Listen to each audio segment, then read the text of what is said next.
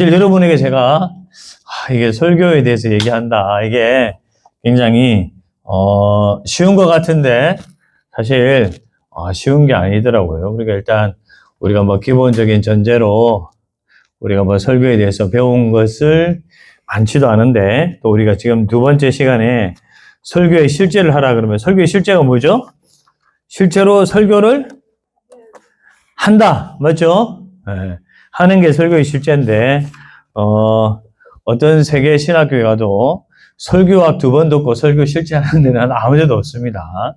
없으니까 일단 오늘도 약간 이론적인 수업을 좀 하고 이후에 나중에 이제 여러분이 이제 부장님이나 사모님이시고 또 장로님이신데 내가 또 뭐 유치부에서 아니면 또 청소년부에서 말씀을 전할 때 어떤 틀을 가지고 여러분이 말씀을 전하면 된다. 이런 것을 배우면서 어쨌든 우리가 학습을 했으면 좋겠고 지난주에 보니까 기독교 윤리학을 배우셨죠?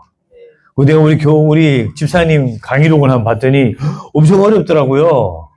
단어가 장난 아니더라고. 그래서 근데 여러분이 또 뭐 제일 많이 질문을 하셨다며요. 네. 그래서 어쨌든 학구열이 뛰어나신 줄 알고 오늘도 열심히 잘 배울 수 있으리라고 생각하고 그래서 지난주에 우리가 지난 학기에는 설교를 어떻게 할 것인가에 대해서 제가 이제 김영봉 목사님하고 켈빈 밀러라고 하는 미국의 유명한 목사이면서 또 설교학자인 두 분. 그래서 여러분들이 내가 뭐 진짜 책을 사서 보겠다 싶으면은 켈빈 밀러가 쓴 설교 내러티브 강의 길수라는 책이 있어요. 이 책은 제가 봤을 때 설교학 책 중에서 설교를 어떻게 만들 것인가를 가장 실제적으로 잘 설명하는 책입니다. 이 사람은 미국의 어떤 시골 교회 목사였는데 그 마을이 예를 들면 한 2만 명이다. 그러면 2만 명이 사는 주민의 10,000명의 사람들이 교회에 나오게 한 사람입니다. 네. 그리고 그렇게 이제 목회를 잘 하셔서 신학교의 교수가 돼가지고 이제 이 교수님의 수업을 들으려면 사람들이 새벽부터 학교에 나와가지고 수강 신청을 해야 겨우 들을 수 있는. 그래서 사실은 이제 이 사람의 책이 우리나라에 많이 번역되어 있는데 설교도 여러분 읽어보시면 설교를 예술적으로 하는 사람입니다. 그래서 실제로 그래서 제가 우리 후배들한테도 뭐 설교학 책에 대해서 뭐 알려주십시오 그러면은 제가 이 책을 꼭 권면하거든요. 그래서 여러분이 내가 만일에 이제 설교에 대해서 배웠는데 내가 좀 더 다시 배우고 싶다 더 정확하게 그러면 이 책을 사가지고 읽으시면 되고 그러면 한국 사람도 내가 보고 싶다 그러면은 김영봉 교수님 이제 뭐 이분도 목회자죠. 목회자. 근데 지금은 이제 워싱턴 한인 침례교에 있다가 개척해가지고 하는데 이분도 많은 책을 써놓은 거 여러분이 뭐 읽으신 분도 있을 겁니다. 이 사람이 설교자 일주일이라는 책을 썼는데 제가 봐서 한국 사람이 쓴 책 중에서는 이분이 가장 실제적으로 설교를 어떻게 준비하는가에 대해서 가장 잘 적어놓은 책이에요. 그래서 이 두 책을 여러분들이 시간 나서 읽어보시면 제가 지난 학기 했던 내용들을 다시 재생을 하면서 다시 배울 수가 있으니까 이 두 사람의 책을 여러분이 사가지고 정독을 한다. 그리고 정독을 해서 그것을 여러분이 잘 적용을 하면 여러분은 보통 이상의 수준의 어떤 설교를 하는 사람은 될 수 있습니다. 그런 측면에서 김영봉 교수님, 켈빈 밀러, 이 두 사람은 또 설교집을 많이 적어놨어요. 뭐 김영봉 교수님은 또 설교집 엄청나게 우리나라에 나와 있으니까 읽어보시고 그래서 영적인 설교하는 사람. 김영봉 교수님 같은 사람은 영적인 설교하는 사람. 그러니까 제가 이제 지난 학기 때 마치면서 그런 말씀을 드렸는데 결국 여러분 가운데도 제가 부장님이나 교사들 이렇게 만났을 때 아이들에게 말씀을 잘 전하는 사람은 누구냐면 큐티를 잘하는 사람입니다. 그러니까 늘 성경을 읽고 성경의 핵심 메시지가 뭔지를 탁 캐치하고 그것을 현대적인 언어로 약간 수정을 하고 아이들의 눈높이에 맞춰서 딱 적용할 수 있으면 그게 가장 아이들에게 맞는, 청소년에게도 맞는 가장 좋은 설교입니다. 그런 의미에서 꼭 큐티를 하시라고요. 여러분들이 뭐 신학적인 수업을 하는 건 아니잖아요. 목사님들처럼 여러분이 뭐 누구 신학을 배워가지고 예를 들면 뭐 이런 사람 막 학자들을 배워가지고 성경을 해석하는 게 아니기 때문에 여러분들은 큐티를 잘하는 연습을 하면 된다. 심지어 여러분 예를 들면 주일학교에 유치부나들 공과가 나오죠. 공과를 잘 읽어보면 정리가 잘 되어 있습니까? 정리가 잘 안 되어 있습니까? 정리 잘 되어 있어요. 공과 공부를 열심히만 해도 사실은요, 몇 년이 지나가면 성경 읽는 눈이 달라져요.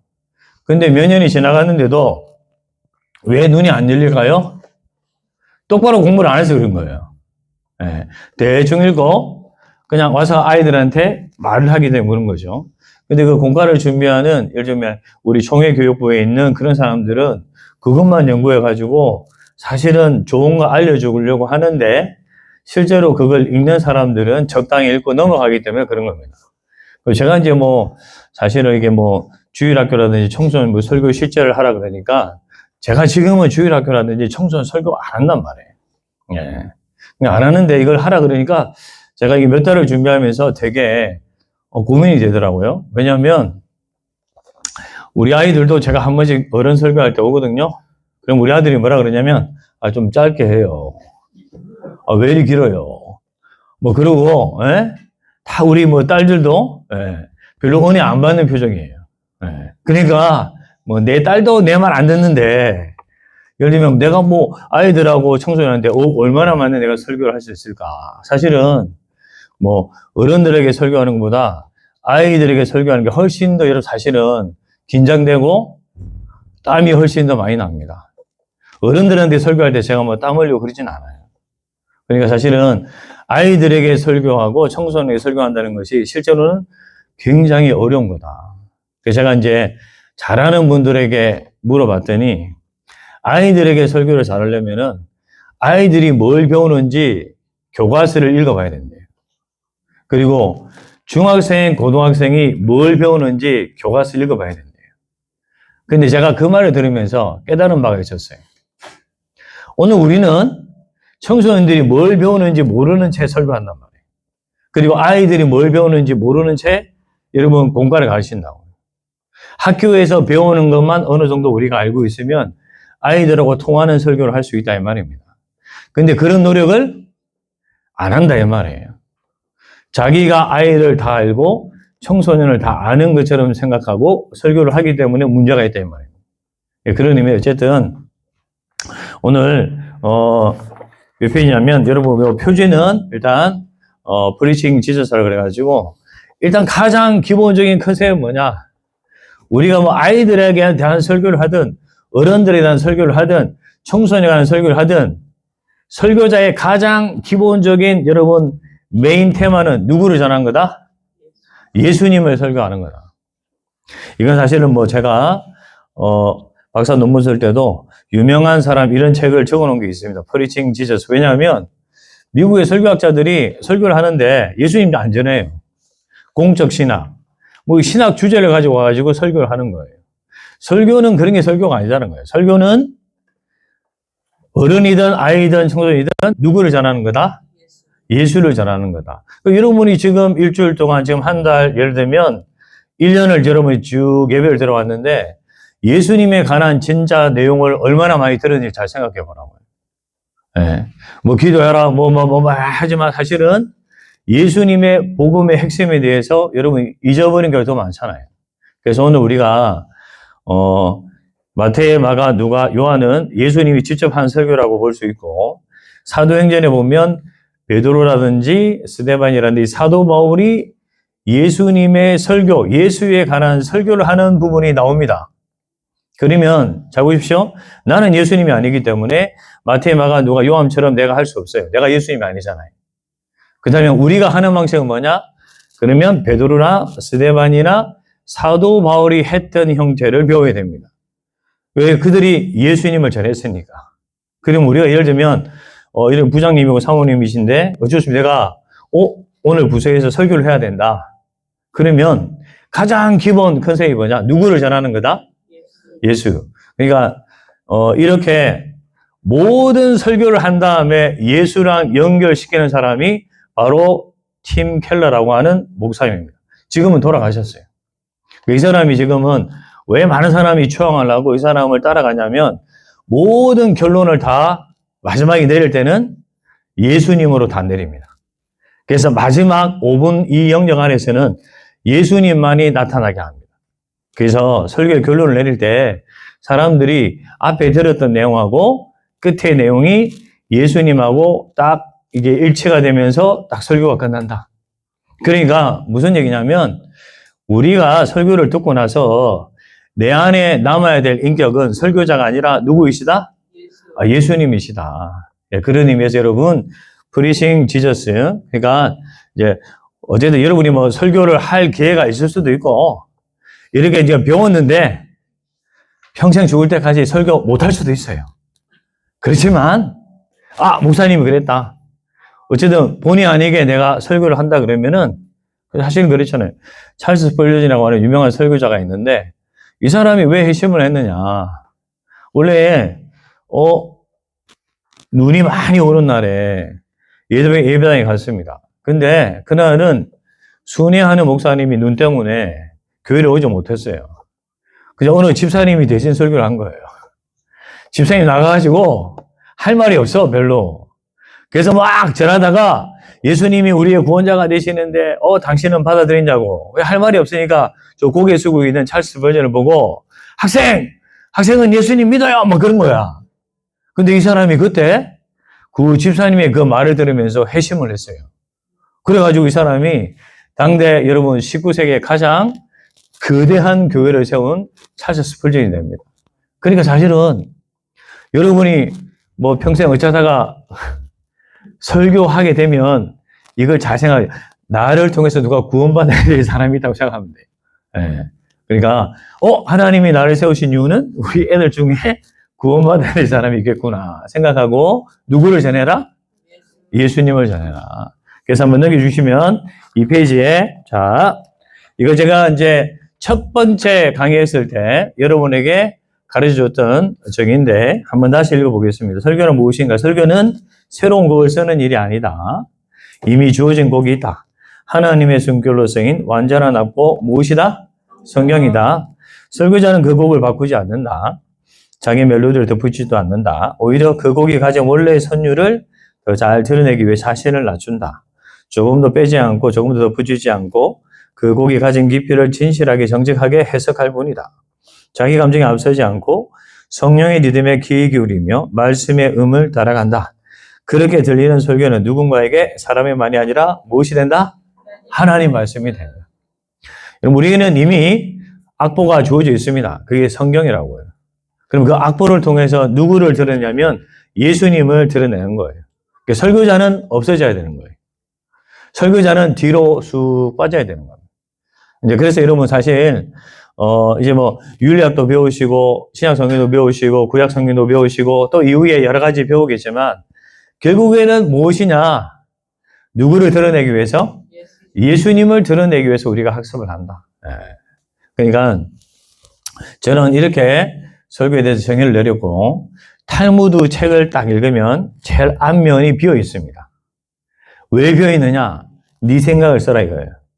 그래서 다음에 이제 오늘 지금 적지 말고 다음에 이제 수업을 다 듣고 난 다음에 집에 가서 숙제가 뭐냐? 설교란 무엇인가? 여러분의 정의를 내려라 이 말입니다. 아시겠죠? 할 거죠? 저 숙제는 안 하잖아요. 또 집에 가가지고 오늘 들으면 이제 끝이지 뭐 이걸 뭘 또 펴봐? 에? 이거 뭐 알지도 못하는 말로 막 적어놨는데 어쨌든 집에 가가지고 한번 여러분만의 정의를 내리시라고. 왜냐? 인생은 자기가 정의를 내린 대로 인생이 되게 돼 있어요. 설교도 마찬가지입니다. 제가 왜 설교에 대한 정의를 내려놨을까요? 그러니까 제가 하는 설교가 이 틀 안에서 있게 하기 위해서 제가 정의를 내린 거예요. 그러니까 여러분도 여러분 정의를 내리시라고. 그러니까 보니까 지금 성령을 받으셔가지고 굉장히 얼굴이 은혜스러워서 숙제를 다 할 것 같은 느낌이 드는데, 네. 자, 넘겨주셔서, 그럼 4페이지. 자, 그러면 우리가 이제 신약 성경이 있습니다. 신약 성경 여러분 아시다시피 복음서, 사도행전, 서신서, 요한계시록 이렇게 연결되어 있습니다. 자, 그렇다면 여러분, 자, 성경은 어떻게 여러분이 해석을 하십니까? 저는 설교학을 전공했기 때문에 설교학 입장에서 말씀드리면은 마태와 마가, 누가, 요한복음도 사실은 쓰여진 설교문이다. 사도행전도 쓰여진 설교문이다. 서신서도 사실은 사도 바울이 그 교회에 가야 되는데 가지 못해서 쓰여진 서신서죠. 사실은요, 거기 가서 해야 될 말을 기록으로 남긴 것이 무엇이다? 서신서다. 요한계시록은 사도 요한이 7교회 그 사람들을 여러분 사실은 다 방문해야 되는데 방문하지 못하고 하나님께 받은 말씀을 글로 남겨서 그 사람들에게 말해주는 사실은 설교입니다.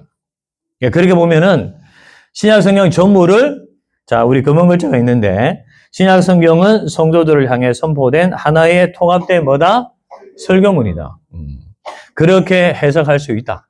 예. 한 번도 여러분은 이제 그런 생각을 해본 적이 없었을 텐데 오늘 이제 수업을 들었으니까, 근데 또 교회 가가지고 목사님 신약 성경이 뭔지 알아요? 그러면 안 됩니다. 아시겠어요? 예. 그러니까 여러분이 그냥 배웠으니까 그런 관점도 있다고 봐야지, 가가지고 또 목사님이 아는지 모르는지 그렇게 하면 안 된다. 알겠죠? 네. 자, 그러면 다시 한번 보시면, 그래서 밑에 이 명제는 단순한 비유가 아니라 신약의 형성 과정, 내용 구조, 기능적 목적을 종합적으로 고려한 설교학적 해석인데, 신약은 기록된 문서 이전에 선포된 말씀이고 교회를 형성하고 유지하는 설교적 사건의 집합이다. 자, 그러면 예수님이 처음에 오셔서 하나님 말씀을 전하셨습니다. 이게 어쩌면 첫 번째 설교라고 할 수 있어요. 그럼 여기다가 주변의 사도들의 설교가 더해지는 거예요. 덮어져서 그게 기록으로 남아있는 게 뭐다? 그게 신약 성경이다. 네, 그 말입니다. 자, 그러면 1번, 이번에 신약 성경의 기원에 보면 캐리그마에서 텍스트로, 캐리그마의 우선성, 초기 기독교는 책으로 시작되지 않았고 선포로 시작이 되었습니다. 사도행전의 설교도 베드로, 스데반, 바울은 공통된 구조를 가지는데요. 예수의 삶, 십자가, 부활, 회개, 촉구. 이는 신약성의 핵심 메시지인 캐리그마의 원형이라고 할 수 있습니다. 두 번째, 기록은 설교의 확장이다. 신약 문서들은 설교를 대체하기 위해 쓰인 것이 아니라 설교를 보존하고 확장하기 위해 기록되었습니다. 복음서는 예수님의 설교를 기록하고 있고, 사도행전은 사도들의 설교를 기록하고 있고, 서신서는 설교의 적용과 해석을 담고 있다. 따라서 신약 성경은 문서들의 모음이 아니라 설교에 기록된 형태라고 볼 수 있다.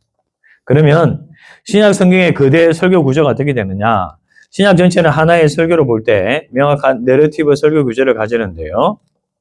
이번 도입, 성육신, 설교자의 등장, 복음서에서 하나님은 더 이상 간접적으로 말씀하지 않으시고 누구를 보내십니까? 예수님이 말씀이 육신이 되어 이 땅에 오십니다.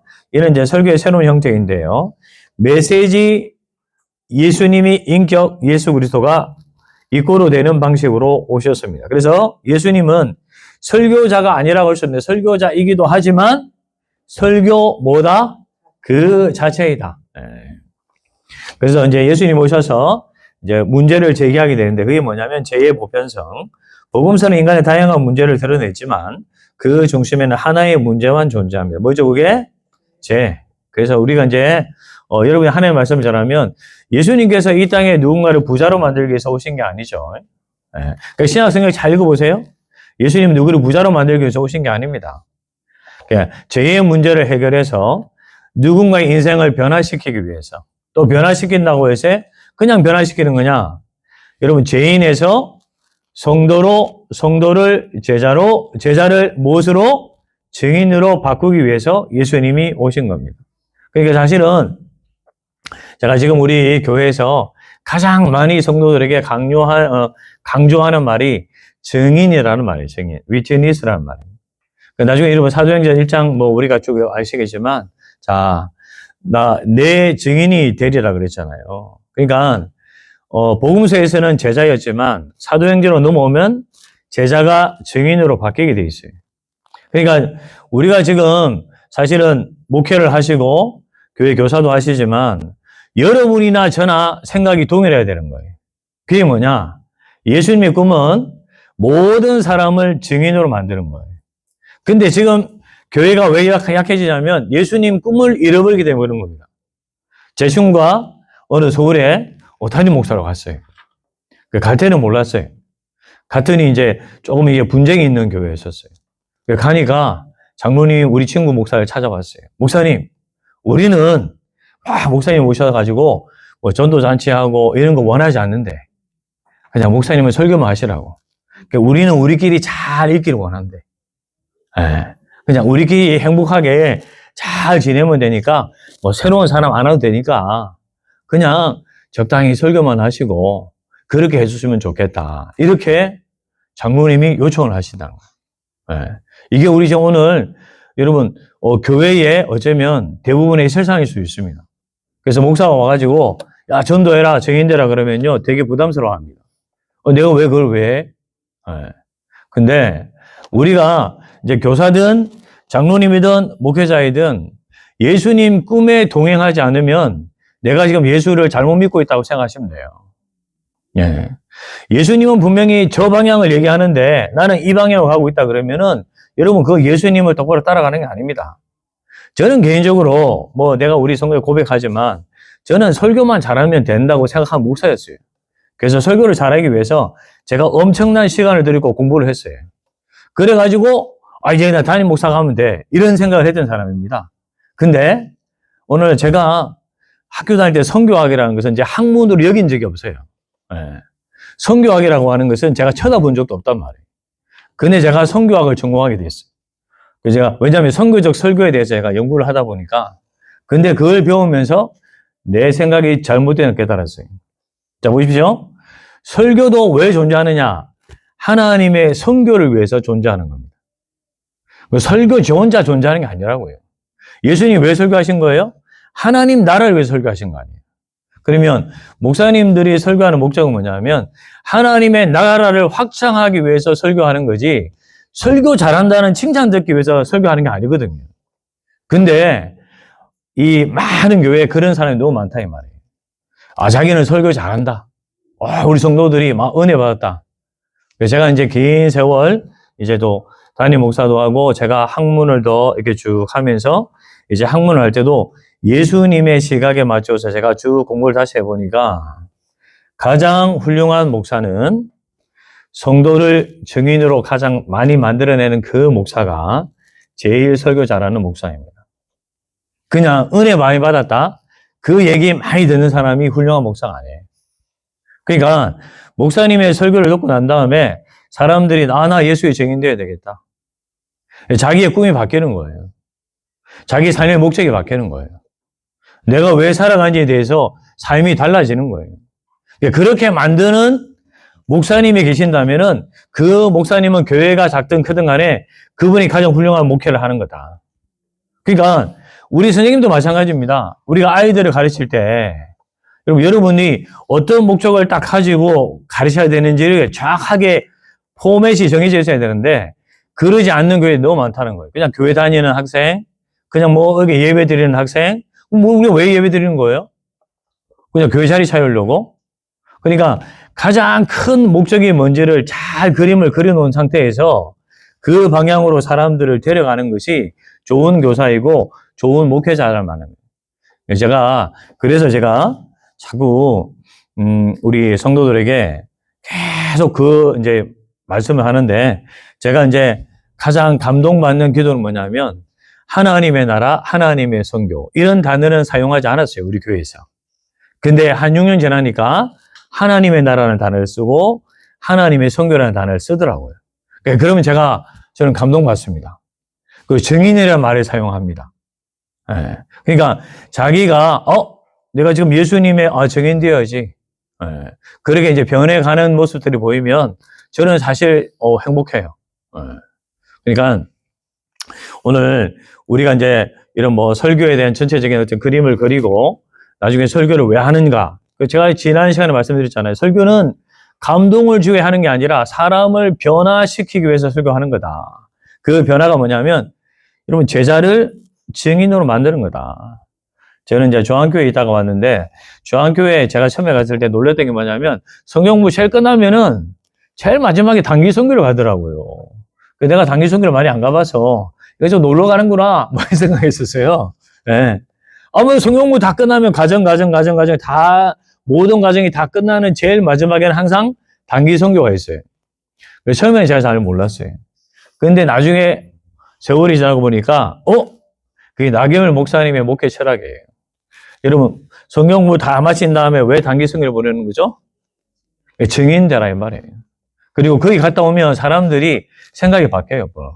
네. 처음에 자기도 놀러 간다고 했겠지만 가서 선교사님을 만나고 같이 막 선교하다 보면은 그래도 사람들이 생각이 바뀌어서 돌아옵니다. 그리고 실제로 이후에 선교 같은 데 많이 참여해가지고 자기 삶을 바꿔요.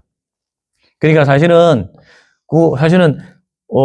내가 나경원 목사님을 뵈면서 이거는 목회 철학의 성공이다. 네, 여러분 가운데 나경원 목사님 잘 아시는 분도 있고 모르시는 분도 계신데 사실은 제가 봤을 때는 설교 되게 못해요. 무슨 말인지 잘 모르겠어. 뭐라 그러는데 근데도 보면 교회가 엄청나게 성장을 했어요. 그래서 제가 듣다 보니까 항상 레파토리 똑같아요. 여러분 결혼식장 가가지고 있잖아요. 5복을 설명한 다음에 6복, 7복은 전도와 선교예요. 장례식장 갔죠? 장례식장 가가지고 제일 끝에도 선교 전도로 결론을 맺어요. 여러분 또 어린이 돌잔치 갔죠? 네. 돌잔치 가가지고 한참 설교하다가 결론은 또 뭘까요? 전도와 선교로 맞춰요. 근데 설교뿐만 아니라 교회의 모든 시스템도 다 그렇게 만들어놨어요. 그러니까 그 교회에 있으면 설교뿐만 아니라 모든 성경 공부, 기타 등등 모든 이런 훈련을 통해서 뭐가 된다? 선교하다니 정인이 된다. 그게 자연스러워진 거예요. 그러니까 그 교회 성도들은 전도하고 선교하는 것에 대해서 전혀 부담이 없습니다. 단기 선교 가는 거 여러분 겁내지도 않아요. 휴가 내가지고 가요 그냥. 그러니까 우리가 이제 교육을 할 때도 이게 성경에서 말하는 그 결론을 가져가게 하자. 근데 왜 성경의 결론은 이렇게 내려져 있는데 왜 우리가 딴 결론 가져와가지고 딴 얘기 하냐 이 말이에요. 그러니까 교회가 약해진다 이 말입니다. 그래서 다시 5페이지 보시면 자, 예수님은 딴 목적 때문에 오신 것이 아니라 죄의 문제를 해결하기 위해서.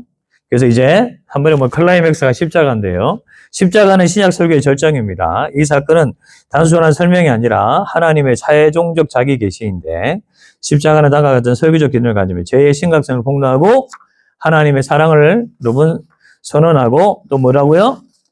대속의 완성. 그러면 십자가로만 끝나면 어떻게 됩니까? 안 되잖아요. 그렇죠? 제가 이제 이번 부활절을 보내면서 우리 성도들에게 그런 말을 했습니다. 여러분 십자가가 큽니까? 부활이 큽니까? 우리가 잘 생각해야 돼요. 십자가가 큽니까? 부활이 큽니까? 자, 우리는 이제 비슷비슷하게 생각하잖아요. 그렇죠? 십자가도 중요하고 부활도 중요하다. 근데 세월이 쭉 지나놓고 제가 다시 묵상을 해보니까 십자가 안에다가 부활을 집어넣으면 안 되고 부활 안에다가 십자가를 집어넣어야 됩니다. 그래야 진짜 부활의 능력의 신앙이 되는 겁니다. 한국 사람들은 고난과 고통받는 걸 되게 좋아하잖아요. 안 그렇습니까? 여러분들도 보면은 자 40일 여러분 사순절 많은 행사하죠. 그렇죠? 네. 근데 사실은 부활절 끝나면 기쁨의 50일이라는 주간이 따로 있어요. 원래 교회력에는. 그러면 40일이 커요? 50일이 커요? 50일이 더 큰 거예요. 그러니까 초대교회 성도들도 물론 십자가를 묵상하고 은혜를 나누었지만 사실 40일보다 50일 부활을 더 길게 기념했다 이 말입니다. 10일이 더 길잖아요. 그러니까 사실은 무게추는 어디에 가 있다? 부활에 가 있다. 그리고 우리가 여러분 주일날 예배 드리는 그 부활, 작은 부활절이잖아요. 그러면 여러분 십자가를 등장히 생각했다면 금요일날에 예배 드려야지. 아니잖아요. 우리가 주일에 예배 드리는 건 예수님이 주일에 부활하셨기 때문에. 그러니까 왜 제가 다시 말씀드리냐면 우리가 아이들에게도 신앙을 가르칠 때 십자가를 가르치지 말라는 게 아니고 십자가보다 부활이 더 크다는 걸 자꾸 여러분이 인식을 시켜가지고 기독교는 승리의 종교라는 것을 가르쳐야 된다는 겁니다. 근데 우리는 자꾸 내 영성이 고난의 영성이야. 맨날 눈물 흘리고 막 이래야 이게 맞는 거야. 에? 너 이런데 막 갑자기 갔더니 그게 목사님이 막 웃으라 그래. 나는 안 맞아. 나 못 가겠어. 이런 분들이 있다 이 말이에요. 근데 사실은 기독교는 여러분 승리와 기쁨과 웃음의 종교입니다. 예수님이 승리하셨잖아요. 승리 별로 기분이 안 좋으신가 봐요. 표정이 굉장히 나쁘네요. 예수님 승리했다는데 되게 기분이 나쁜가 봐요. 승리하셨으니까 여러분 이게 부활을 통해서 모조리 나머지를 다 역전시킨 거 아니에요. 저는 예수님 부활을 묵상할 때 저는 9회 말에 역전 말로 홈런이라고 생각하는 사람이거든요. 9회 말에 역전 말로 홈런 치면 여러분 어떻게 되는지 아시죠? 장로님 어느 야구팀 좋아하십니까? 하나팬입니다. 하나팬이십니까? 작년에 좋았겠네요.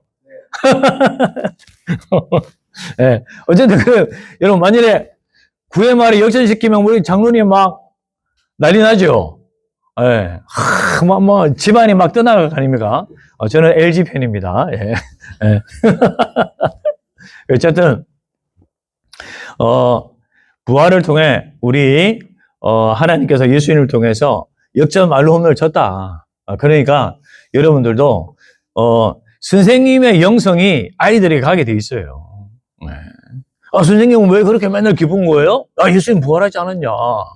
그런 건가?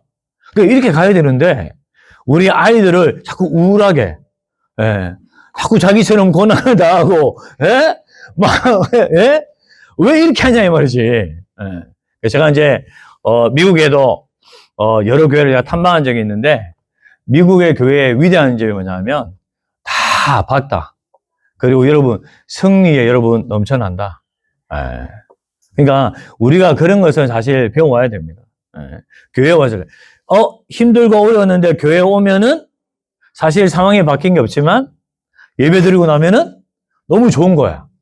이렇게 돼야 되는 거죠. 왜? 여기 오니까, 맞다. 예수님이 십자가에 부활하셨지. 또 승천하셨지. 다음에 나 때문에 다시 오실 거지. 그게 딱 인식이 되면서 내가 달라지는 거죠. 그래야 되는데, 그러지 않는, 부분들이 많아서. 자, 어쨌든, 설교의 정복, 부활은 설교 구조상 결정적 반전입니다. 죽음이 생명으로, 실패가 승리, 절망이 소망으로. 자, 그러면 사도행전은 설교 공동체의 탄생을 보여주는데요. 사도행전은 설교의 주체가 확장되는 단계입니다. 예수님 사도에서 이제 교회로, 성령은 설교의 능력으로 나타납니다. 방언에서 복음 확장의 설교로, 교회의 탄생으로. 그러면 서신서는 뭐냐? 설교의 신학화 작업인데, 로마서 같은 거, 갈라디아서, 고린도, 에베소서, 다시 말씀드리면, 아까 제가 빨리 말씀드려서 모르겠어요. 사도 바울이 로마에 가가지고 말씀을 전해야 되는데, 그러지 못하니까 로마서를 써서 로마 교회에 보낸 거거든요. 그러면 사실은 쓰여진 설교문이에요, 사실은. 사도 바울이 가서 해야 될 말을 글로 적어서 보낸 거예요. 갈라디아서, 에베소서 다 마찬가지예요. 그러면 그것도 여러분이 다시 한번 읽어보시면, 이거 쓰여진 설교문이구나. 그렇게 읽으면은 훨씬 더 은혜가 될 겁니다. 결론, 요한계시록은 설교의 종말론적 완성이다. 요한계시록은 단순한 미래 예언이 아니라 설교의 결론이다. 하나님 나라 완성, 악의 최종 패배, 새 창조. 이는 설교의 마지막 요소인 소망의 확증이다. 그래서 이렇게 봤을 때 설교로서의 신약 성경의 특징을 보면 내러티브 설교. 그러니까 성경 자체가 이야기를 쭉 큰 내러티브, 아주 큰 그대 담론을 담고 있다. 그리고 그의 중심은 누구이시다? 예수님이시다. 그래서 every story is for his name. 그러니까 모든 이야기에는 그분의 이름, 예수님 이름이 속삭인다. 간에 다 들려온다 이 말입니다. 신약은 개념보다 사건을 강조한다. 성육신, 십자가, 부활. 설교는 사건의 해석이다. 그래서 이제 결국에는 신약 성경을 읽고 그냥 개인적으로 혼자 집안에서 예수 믿는 거냐? 아니에요. 공동체가 형성되는 거예요. 예. 공동체가 형성된다. 예. 그래서 설교는 단순 전달이 아니라 공동체를 만들어가는 행위다. 이렇게 보면 설교는 먼저 참여이다. 설교자는 새로운 메시지를 만드는 사람이 아니라 이미 선포된 하나님의 설교에 참여하는 사람이고요. 신약의 설교는 과거 사건이 아니라 넘겨주셔서 오늘도 현재적으로 선포된다. 자, 그러면 여기서 여러분 그 옆에다가 성령으로 꼭 적어주시기 바랍니다. 성령으로. 자, 예수님의 2000년 전의 사건을 오늘의 현재 사건으로 만드는 존재가 누구이십니까? 성령님이십니다. 왜냐하면 이게 왜 중요하냐면, 그러면 오늘의 여러분, 예수님의 십자가 사건만을 오늘의 사건으로 가져오는 게 아니라 예수님이 치유하셨던 치유의 능력도 오늘 현재의 사건으로 가져오는 존재가 누구이다? 성령님이시다. 저는 왜 제가 말씀드리냐면, 저는 앞에까지는 인정한 사람이었어요. 그 뒤에 거는요, 제가 잘 인정하지 않았던 사람이에요.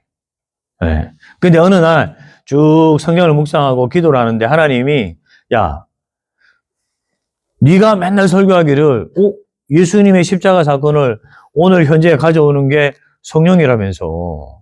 그러면 2000년 전에 예수님이 치유를 하고 누구를 낫게 하고 했던 것도 성령의 역사로 오늘 현재 가능하다, 가능하지 않다? 가능하다.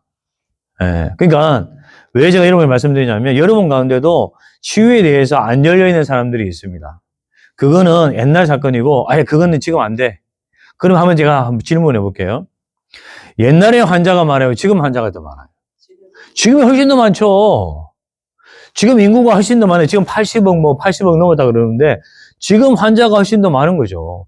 그러면 하나님이 옛날에 역사하셨다 그러면 오늘 역사하셔야 됩니까? 역사하지 말아야 됩니까? 역사하셔야 되는 거예요.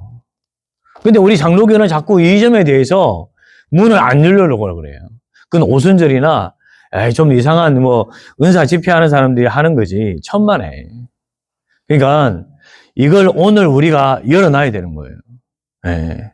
그래야 여러분 사실은 이 하나님 말씀에 이걸 오늘 나에게 현재의 사건으로 여러분도 경험하셨을 거 아니에요.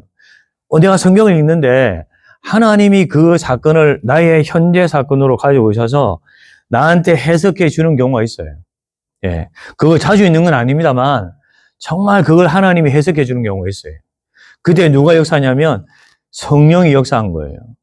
그 뜻을 여러분 사실은요, 내가 이해해서 알게 된 게 아니에요. 성령님이 깨닫게 해주신 거예요. 마찬가지로, 그러면 사실 여러분, 제가 그렇게 한 설교한 적이 있는데, 그건 제가 이 설교문 안 써도 내가 설교할 수 있어요. 진짜, 실제로.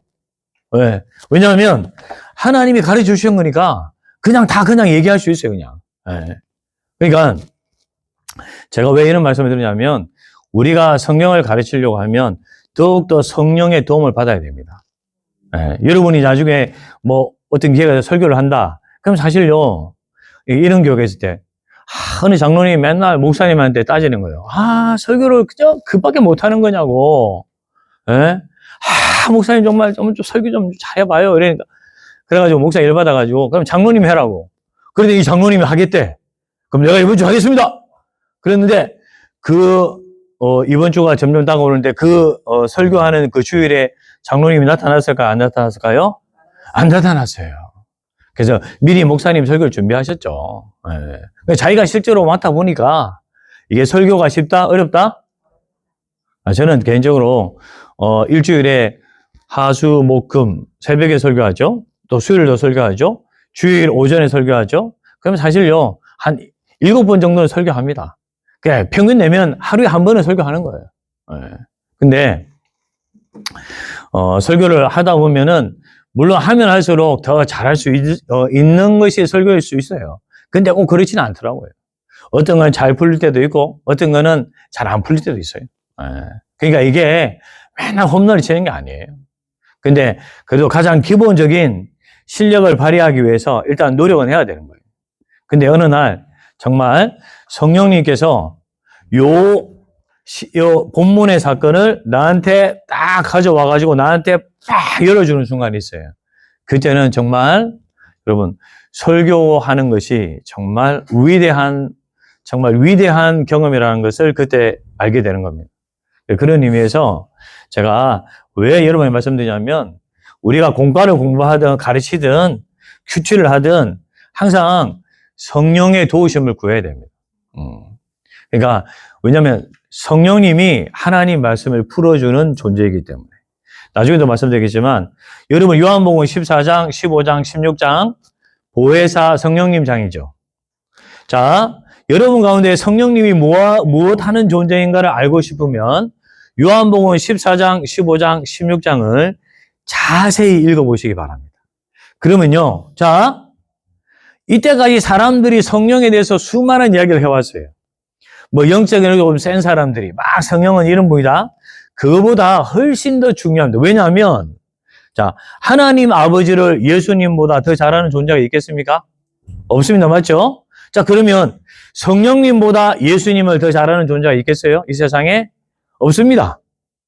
그러니까 뭐라고 그러냐면 예수님께서 제자들에게 보혜사 성령이 오시면 내 말을 생각나게 하고 내 말을 깨닫게 하고 그 다음에 성령이 오셔서 하는 말이 예수를 증거하고 그러니까 자 보십시오.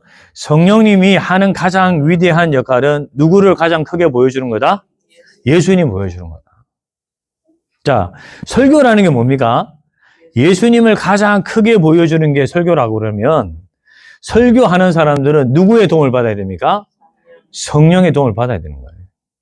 근데 많은 사람들이 성령의 도움을 안 받아요. 그냥 내가 공부했으니까, 내가 알고 있으니까, 자기가 안다라는 그 착각 속에 성령을 배제하는 거예요. 근데 저는 요한복음을 쭉 묵상하고 공부하면서 저는 요한복음 14장, 15장, 16장을 통해서 성령에 대해서 새로운 이해를 한 사람이에요. 근데 그거 예수님이 다 말했던 거라고. 근데 나는 쭉 자라나면서 그걸 가지고 막 설명해주는 목사님 별로 만난 적이 없어요. 네. 그다음 어느 이제 목사님 책을 읽다가 맞네. 다 말해놓은 건데 왜 그러면 사람들이 말을 안 하냐면 사람들이 성령을 무시하기 때문인 거예요. 예. 내가 박사고 내가 공부를 했기 때문에 성령의 도우심 같은 건 필요 없다. 그렇게 생각하기 때문에 그런 거라고요. 근데 성령님이 여러분에게 오셔서 하나님 말씀을 풀어주게 되면 여러분 사실 새로운 세계가 나. 이단이 가는 게 아니고 내가 그전에 알지 못했던 모든 것들을 다 여러분 연결시켜가지고 성령님이 깨닫게 하십니다. 사실은 이게 우리가 한 10년, 20년, 30년 제가 대학생이나 내가 좀 대학교 다닐 때는 이렇게 성경을 연결해가지고 풀어해가지고 여러분 부흥사하는 분들이 많이 있었어요. 맞죠? 근데 어느 순간에 없어졌어요. 그런 사람 보이지 않아. 그냥 다 어떻게 하냐면 다 강해 설교를 해. 강해 설교 뭡니까? 다 잘라버려. 본문을 다 잘라버리잖아요. 이만큼만 딱 얘기하고 끝내버리잖아요. 근데 이게 나쁘다는 게 아니라 성경은 다 연결되어 있어요. 그 연결을 해주는 존재가 누구냐면 성령님이에요. 그래서 제가 꼭 우리 뭐 선생님이든 신학생이든 목회자든 성령의 역사를 꼭 경험해야 됩니다. 그래야 성경책이 완전히 열려지는 거예요.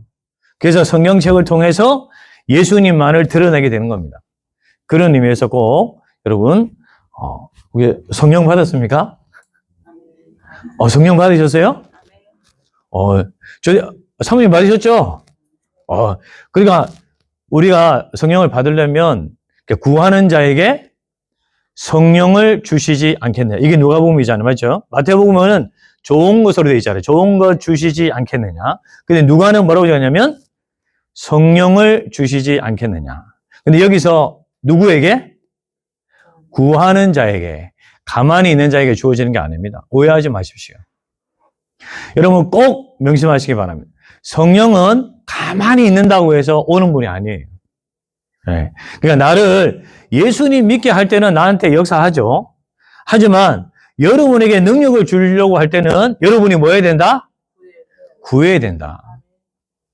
구해서 받아야 되는 거예요. 네. 근데 우리 장로교의 특징이 뭐죠? 나는 그런 거 안 해. 그런 거는 오순절이나 좀 저기 수준 낮은 사람들이 하는 거지. 천만에. 저도 옛날에 그렇게 생각했었어요. 근데 성령이 오셔서 여러분을 다 새롭게 하면 이 성경 이해 자체뿐만 아니라 신앙 자체 이해가 다 달라지고 여러분 종교 생활에서 벗어난다. 예. 오늘 선생님 가운데 종교 생활하는 사람 얼마나 많습니까? 예. 그러면요, 그 선생님이 아이들한테 종교 생활 가르치는 거예요. 예. 이렇게 해야 돼, 이렇게 해야 돼. 예. 그러니까 하나도 기분이 없는 거예요. 저는 우리 목회자 자녀들 가운데도 교회 안 나가는 사람 많잖아요. 예. 왜? 우리 딸이, 하여튼 간호학과를 다니는데, 우리 딸이 이제 어떻게 들어갔냐면, 목회자 전형으로 들어갔어요. 우리 딸은 문과거든요, 문과. 근데 그 간호가 이과란 말이에요. 근데 그 학교에서 목회자 전형으로 뽑아서 몇십 대 1을 이기고 들어갔어요, 어쨌든. 들어간 게 중요한 게 아니고, 우리 딸이 와서 이제 자기가 뭘 했냐면, 목회자 전형으로 들어온 5명을 차단했대. 누가 목사님 따는지를 막 이제 자기가 나름대로 찾아봤대. 그래가지고 자기가 딱 찍어보니까, 그 사람이 맞더래, 이 말에. 근데 이제 그들하고 이제 친구가 됐는데 하는 말이, 어떤 식으로 그랬대요. 우리 아빠는 목사님인데, 나 교회 가기 싫어. 왜? 우리 아빠는 교회에 있을 때만 목사고, 집에 오면 목사가 아니래. 예. 그러니까 그런 얘기를 하는 거예요. 내가 그 얘기 듣는 순간에 제가 깜짝 놀랐거든요. 저도 교회에 있을 때는 되게 막 그럼하게 있다가 집에 가면은 막, 여러분 옷 벗고 있잖아요. 그냥 막. 예. 어쨌든, 자, 혹시나 여러분 가운데, 신앙생활이 종교생활처럼 느껴지고, 오랫동안 믿어왔는데 재미가 하나도 없다. 그건 딱 하나입니다. 성령을 안 받아서 그렇습니다. 예. 제가 우리 교회 처음 왔을 때 설교하면서 그랬어요. 저는 성도를 딱 2가지로 구분합니다. 성질 충만, 성령 충만. 진짜 이건 내가 긴 세월 목회하면서 발견한 정말 절대 진리의 강 하나예요. 성질 충만한 사람, 성령 충만한 사람. 그러니까 오랫동안 교회를 섬겼는데, 자 보십시오. 성질을 빡빡 내는 사람은 이렇게 생각하는 사람이에요. 내가 우리 아내와 대화하다 보니까 우리 아내가 가르쳐 줬어요. 하나님한테 받은 은혜는 하나도 계산 안 하고 지가 낸 것만 계산하는 인간들은 맨날 성질 충만하대. 아마 여러분도 아마 수긍하실 거예요. 근데 여러분 교회 안에서 늘 은혜롭게 사는 사람들은 누구냐면 자기가 낸 것보다 하나님께 받은 걸 더 크게 생각하는 사람. 그러니까 후자가 맞는 거죠. 그러니까 우리가 나이가 들었어도 우리가 끝까지 잘 예수 믿으려고 그러면은 후자가 되시고 거기다가 꼭 성령을 받아야 됩니다. 네. 여러분 다 우리 장로교 아니겠습니까? 여러분 가운데 오순절 있어요? 우리도 지금 장로교 아니에요, 전부 다. 지금 이게 교육사 이거 장로교 사는 거 아니에요, 이거. 제가 우리 친구들한테 이런 얘기하면 우리 친구들이 놀랍니다. 왜냐하면 저는 이성적이고 굉장히 비판적인 사람이에요. 책 읽고 따지고 드는 사람이에요. 근데 제가 이제 성령의 역사를 경험했거든요. 하나님이 저한테 열어주셨거든요. 네. 그러니까 이게 저뿐만 아니라 우리 모든 성도들이 사실은 열려야 되는 세계예요. 왜냐하면 성경에 그렇게 해놓은 건데 우리가 성경대로 안 믿고 성경대로 안 하기 때문에 그런 거지 성경대로 하면은 전부 다 그렇게 열리게 돼 있는 거예요. 그러니까 열려지지 않는 게 이상한 거라고. 그래서 꼭 여러분 그 중간에 오늘도 현재적으로 선포할 때 꼭 성령으로 꼭 적어 놓으시고 자, 3번째 설교는 형성이다. 지식 전달이 아니라 뭐라고요? 정체성을 형성하고 삶의 변화. 그래서 증인으로 만들어 간다. 그래서 이제 그 밑에 현대 목회에 대한 적용을 한번 읽어보시고 자, 2번째 9페이지에 보면 자, 그러면 여러분 사도행전 2장에 보면 베드로가 오순절에 성령을 받고 설교하는 장면이 사도행전 2장에 나옵니다. 제가 왜 이 부분을 택했느냐? 자, 우리가 설교의 실제에 대해서 공부를 하고 있지만 그러면 실제로 예수님에게 성령을 받아서 처음으로 예수님을 전했던 사람들이 어떻게 설교했는가를 우리가 한번 살펴보면서 실제로 이제 설교의 실제가 어떻게 이루어지는가를 보자 이 말인데, 그래서 지금부터 한 10분간 쉬도록 하겠습니다.